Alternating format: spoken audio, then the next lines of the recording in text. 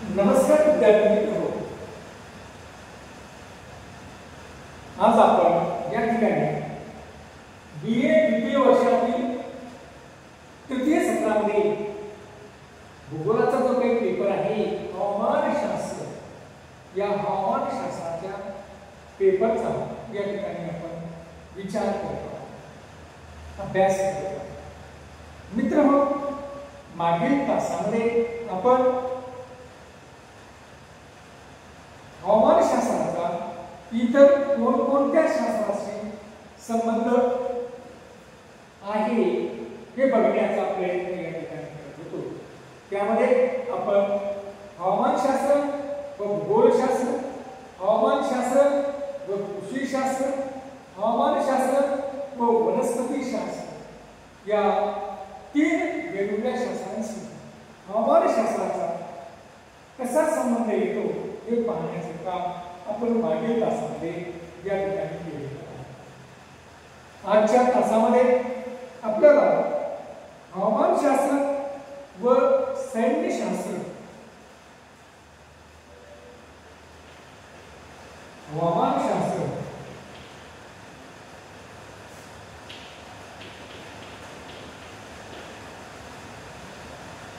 व सैन्यशास्त्र यांचा कसा संबंध येतो, मिलिटरी सायन्स, हे आपल्याला या ठिकाणी मित्रहो, युद्धाचे नियोजन करताना मग युद्ध जर काही देशांमध्ये चालू असेल तर त्या युद्धाचं जर आपल्याला नियोजन करायचं असेल तर आपल्याला त्या ठिकाणच्या हवामानविषयक घटकांची माहिती असणं गरजेचं आहे. आणि हवामानविषयक घटकांची माहिती आपल्याला कशातून मिळू शकते तर हवामानशास्त्राच्या अभ्यासातूनच आपल्याला या ठिकाणी त्या घटकांची माहिती मिळू शकते. आणि सैन्यशास्त्राचा जे सैन्यशास्त्रामध्ये अभ्यास कशाचा केला जातो तर सैन्यशास्त्रामध्ये वेगवेगळ्या योजना, युद्धाच्या वेगवेगळ्या योजना आखण्याचे काम हे सैन्यशास्त्रामध्ये केले जातं. आणि मग हे जे काही सैन्यशास्त्र असेल यामध्ये जर योजना आखायची असतील, युद्धाच्या संबंधी काही नियोजन करायचं असेल तर मग फक्त त्या शास्त्रातील असणाऱ्या बाबींचा विचार केला जात नाही, तर त्या ठिकाणी हवामानाचा देखील अभ्यास त्या ठिकाणी या सैन्यशास्त्र अभ्यासकाला या ठिकाणी करावा लागतो. वाळवंटातील उष्ण हवामान, पर्वतीय प्रदेशातील थंड हवामान किंवा बर्फवस्ती यासारख्या हवामानात सैन्याला सराव करावा. कारण या वेगवेगळ्या प्रकारच्या हवामानामध्ये जर सराव केला तरच कोणत्याही प्रकारच्या हवामानामध्ये ते सैनिक युद्धाच्या वेळी लढू शकतील. अन्यथा युद्धावर आपण सैनिकांना पाठवलं मात्र जर त्यांना त्या प्रदेशाची हवामानाची सवय नसेल, लढण्याची सवय नसेल तर मग त्या ठिकाणी मोठ्या प्रमाणामध्ये ते सैनिक आजारी पडतात आणि आजारी सैनिक हे पुढे लढू शकत नाही. म्हणून अशा पद्धतीने वेगवेगळ्या हवामानामध्ये या सैनिकांचा सराव करून घ्यावा लागतो. त्यामुळे हवामानशास्त्र हे सैन्यशास्त्राशी संबंधित असलेलं आपल्याला दिसून येतं.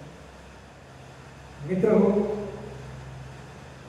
या ठिकाणी आपण जर बघितलं की दुसऱ्या महायुद्धामध्ये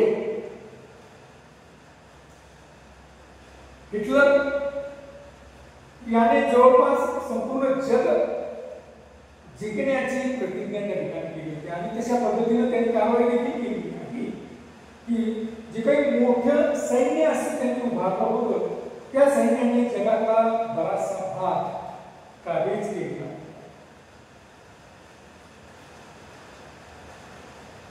त्यांनी ज्यावेळेस रशियावर हमला केला त्यावेळेस रशियावर हमला केल्यानंतर तेथील हवामानाचा अंदाज या हिटलर सैनिकाने घेतलेला नव्हता. या हिटलरच्या सैनिकांना अतिशय थंड प्रदेशामध्ये लढण्याची सवय किंवा सराव होता. आणि त्यामुळे झालं काय की दुसऱ्या महायुद्धामध्ये ज्यावेळेस रशियावर त्यांनी युद्धाच्या अनुषंगाने हमला केला त्यावेळेस थोड्याफार प्रमाणात जे काही कारण हिटलर यांच्याकडे बराच असं सैन्य बळ होतं. त्याचबरोबर अत्याधुनिक प्रकारचे असे शस्त्र होती, विमानं होती. असं असल्यामुळे थोड्याफार प्रमाणात या रशियन सैनिकांनी त्यांचा प्रतिकार केला.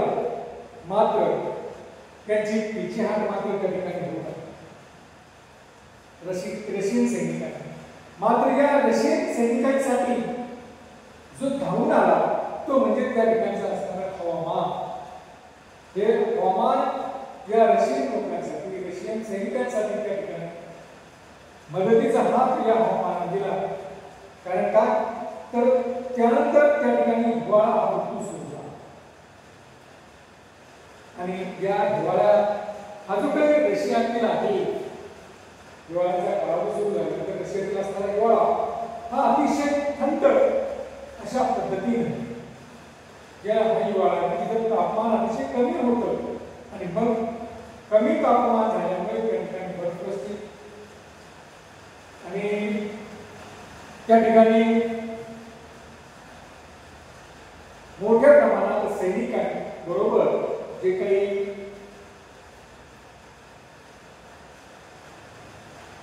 स्वतःचं संरक्षण करण्यासाठी जे काही कपडे आणले होते किंवा जे काही उदार अशा प्रकारचे कपडे आणले होते ते मात्र त्या ठिकाणी त्या असणाऱ्या थंडीमुळे ते आता कमी पडू लागले किंवा त्यामुळे देखील त्या सैनिकांची थंडी थांबेल नाही. त्यामुळे एकतर त्यांना रसदही बर्फवृष्टी झाल्यामुळे रसदीचे मार्गही बंद झाले होते आणि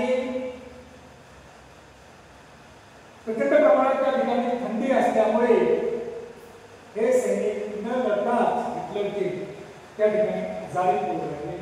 मोठ्या प्रमाणात त्यांचे त्या ठिकाणी मृत्यू पडू लागले आणि त्यामुळं जे काही रशियन सैन्य होतं त्यांना त्या हवामानाची सवय होती आणि त्यांनी पुन्हा या सैनिकावर जे काही प्रदेश या लोकांनी रशियाचा जिंकलेला होता तो प्रदेश पुन्हा मिळवण्याचा प्रयत्न त्या ठिकाणी केला. खऱ्या अर्थानं मग त्या ठिकाणी हिटलरची पिछेहाट हिटलर आणि त्याचे जे काही सैन्य अधिकारी होते यांनी हवामानाचा अंदाज त्या ठिकाणी घेतलेला नसल्यामुळे त्यांची या ठिकाणी पिछेहाट झालेली आपल्याला दिसून येते किंवा त्यांच्या ज्या काही योजना होत्या त्या ठिकाणी नुकसान पडलेल्या आपल्याला दिसून येत्या. म्हणजे अशा पद्धतीने हवामानशास्त्र आणि सैन्यशास्त्र यांचा देखील संबंध असतो आपल्याला. त्यानंतर हवामानशास्त्र व भौतिकशास्त्र. हवामानशास्त्र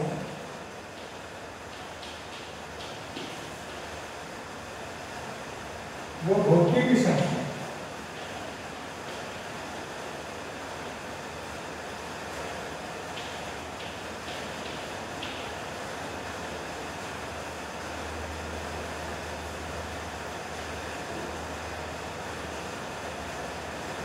हवामानशास्त्र हे किंवा हवामान हे वातावरणाचे अविभाज्य असं म्हणतात. वातावरणशास्त्र हे भौतिक शास्त्राचे नियम आणि सिद्धांतावर आधारित आहे. आणि वातावरणशास्त्र हे काय आहे तर वातावरणशास्त्रामध्ये भौतिक शास्त्राचे नियम व सिद्धांत वापरले जातात. वादळामध्ये निर्माण होणारा गडगडाट आणि विजा चमकण्यातून निर्माण होणारा विद्युत भार यांचा अभ्यास हवामानशास्त्र आणि भौतिकशास्त्र या दोन्ही शास्त्रांमध्ये केला जातो. त्याचबरोबर वाऱ्यांची दिशा, वाऱ्यांचा वेग, बाष्पीभवन, सांद्रीभवन, ध्रुवीय प्रकाश, पर्जन्य, तापमान यासारख्या वातावरणीय घटनांचे स्पष्टीकरण भौतिक शास्त्राच्या नियमाच्या आधारे करता येते.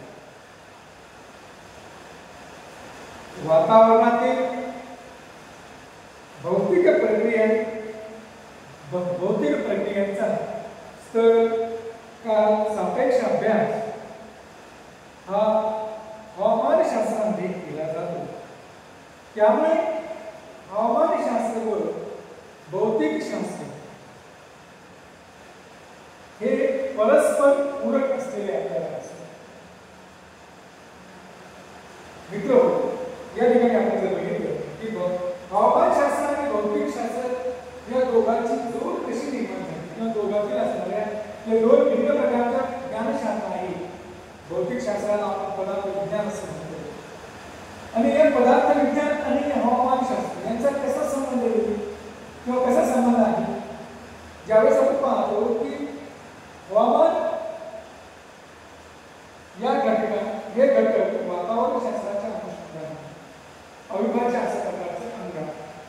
हवामान हे एक वातावरणाचं अविभाज्य अंग आहे आणि वातावरणाचा अभ्यास वातावरणशास्त्रामध्ये केला जातो आणि वातावरणशास्त्रामध्ये ज्यावेळेस अभ्यास करतो त्यावेळेस आपण भौतिकशास्त्राचे जे काही नियम आहेत, भौतिकशास्त्रामध्ये जे काही नियम आहेत त्याबद्दल छोटासा त्या ठिकाणी सांगतो की कोणत्याही वस्तूला जर आपण उष्णता दिली तर ती वस्तू प्रसरण पावते.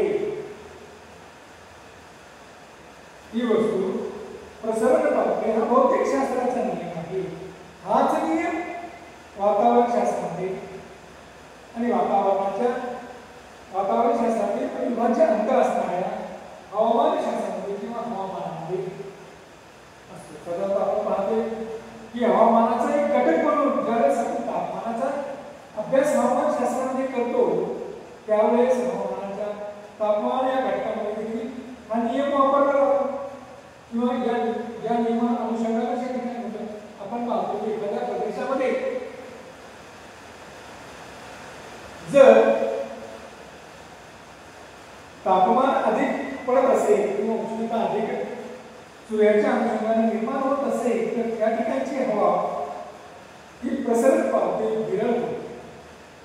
बघा, प्रसरण पावते, विरळ होते म्हणजे त्या ठिकाणी निश्चित प्रसरण पावण्याची प्रक्रिया या ठिकाणी होते आणि त्या ठिकाणी कमी वायूचा भार, कमी हवेचा भार त्या ठिकाणी निर्माण झालेला असतो आणि कमी वायूचा भार त्या ठिकाणी निर्माण झाला की या प्रदेशातली इतर प्रदेशातील हवा ही ओढल्या जाते. त्यामुळे त्या ठिकाणी वादळाची परिस्थिती निर्माण होते. मग कशा पद्धतीने तो कमी भार निर्माण झालेला आहे. त्या ठिकाणची हवा त्या ठिकाणी प्रसरण पावलेली आहे किंवा विरळ झालेली आहे. त्याच्यावर त्या वादळाचा वेग हा अवलंबून असतो. त्याचबरोबर त्या वादळाची दिशा कुठून कुठे जाणार आहे हे देखील की ज्या भागामध्ये हवेचे कमी भाग वायुभार असेल त्या भागाकडे हे वादळ या ठिकाणी सरकण्याचे काम करतं. म्हणजे अशा पद्धतीने ती सांद्री भवनाची प्रक्रिया असेल की सांद्री भवन होत असताना हवा ज्यावेळेस वर जाते त्यावेळेस वर गेल्यानंतर हवा वर गेली की ती आकुंचन पावते. आकुंचन पावली की त्या हवेमध्ये असणारे जे काही बाष्पाचे कण आहे हे बाष्पाचे कण एकमेकांना जुळवून घेतात आणि त्यानंतर मग या ठिकाणी उपस्थित होते.